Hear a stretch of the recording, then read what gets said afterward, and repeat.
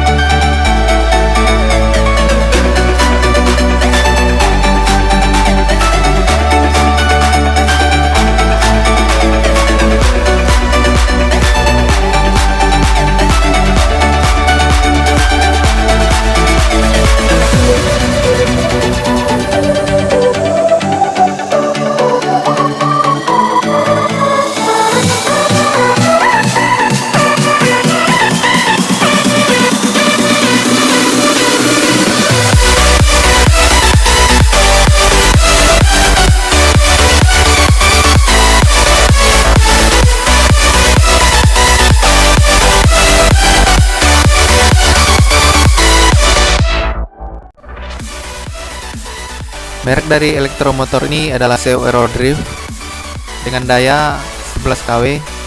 RPM dari elektromotor ini adalah 1500 dengan voltase 380 volt dengan beban atau ampere 23 volt. Ampere kosong dari elektromotor ini adalah 8,5 ampere.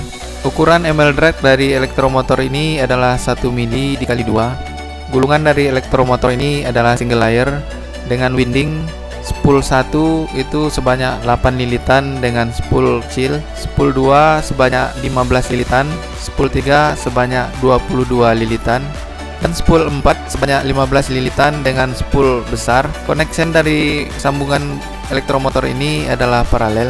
Inilah video tutorialnya. Semoga video ini bisa menambah wawasan dari kawan-kawan semua.